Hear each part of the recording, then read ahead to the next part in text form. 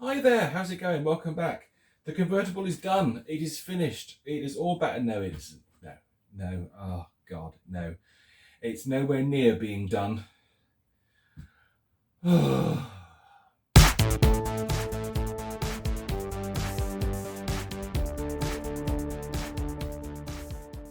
Yes, despite my happiness, that was very much false happiness. It is nowhere near done. This is just the front panel, as you can see. I have actually given it a bit of a clean. I've cleaned all the body parts up. I don't think I did that side, no. And I didn't do that side, of course I didn't. So, yeah, it's such a nice colour. Look at that. Lovely orange. Oh, beautiful. Very nice. So let's carefully put this over here in preparation for when we're going to use it. In this video, I did just want to talk about the machine's motor. I have actually repaired this now, but I'm just going to talk you through what I did with it. And I want to compare it as well with its cylinder version. So this is a cylinder version of the same motor, and this is the upright version. So let's get you switched around and we'll check them out. Let's start with the upright motor, shall we? So I've done everything to this that I needed to do. I've repaired the end frame because if you recall last time that was loose, and I've just popped a screw in there, so that is nicely holding that in place. Here's the little, I still don't know what you call them, these little pegs that hold it in place. So if you were going to take this apart, basically what you need to do is to mark it. I always put a mark on it. There you go, there's the mark that I put on it, so I know I can line up the end frame again. I think it's actually rubbed off this side, but never mind. Because it's always best to put them back on as they came off.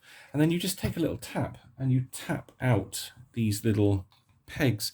So I just tend to use like a Torx bit. I think it was that one. And then you can just like put it on like that, and then just gingerly, don't be too hard with it, just tap it out. Just tap that one back in a bit more. So they'll tap out, and you have to be careful that you catch them because they are very, very small. Don't lose them. Otherwise you won't be able to get the end frame of your motor back on. So once I've done that, I just pop some grease on the end bearing. There's no play in it at all, which is really good. So that's very good news. I did skim the commutator. It's looking a bit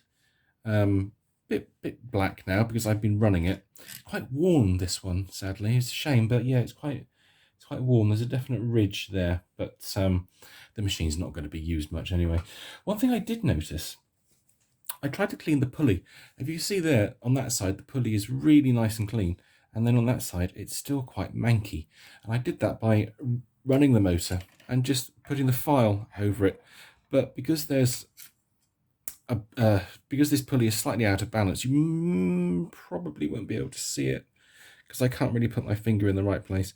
But that's like the high. If you look at this point here, it's high there, and then if you turn it around 180, it's low, and then it goes back to being high. So this pulley is slightly out of balance. Now I have absolutely no chance of ever getting a new pulley for it. I think this one has it on. No, probably not. But yeah, that's that. It doesn't sound too bad. I did oil this top bearing as well, and now I've got the dubious pleasure of actually trying to get this damn thing back into the Dial-A-Matic, which is always, it's always troublesome. It's this seal that causes the trouble. This seal has to be in exactly the right place in order to seal, and it's quite misleading. You'd think that this thick bit should actually do the sealing, do the clamping on the motor, but no, it's this thinner bit that does the clamping, and I've caught myself out in that many times. But I'll show you when we come to putting the machine back together. I shall talk you through it. But I do have this motor here. So this motor is, as I mentioned earlier, the cylinder version of this particular motor. Let's take off this end there, and you'll see that they are exactly the same, like so. This one looks in slightly better condition, I have to say.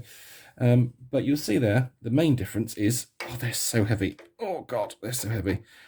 Is that this one has an extra fan casing on it.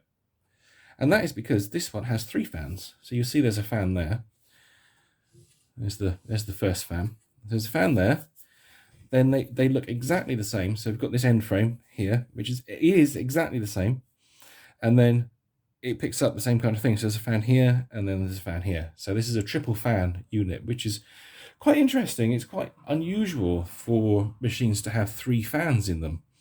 And this motor, I think, was taken from a PortaPower, the original 1973 style PortaPower. And you can still find those machines out there in the wild.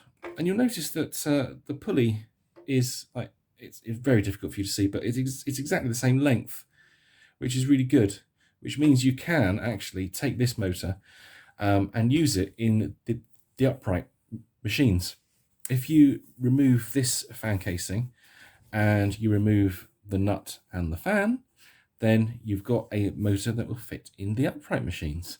So yeah, I mean, the PortaPower, the early PortaPower, is much more common to find than any convertible or indeed portable machine. So if you need a motor for either a portable or a convertible / Dial-A-Matic, find yourself an original PortaPower with the orange face plates. It's got the bit where the hose locks in, it's orange, and the grill on the back is orange as well. And that machine, I'm 90% sure, will have this style motor in it.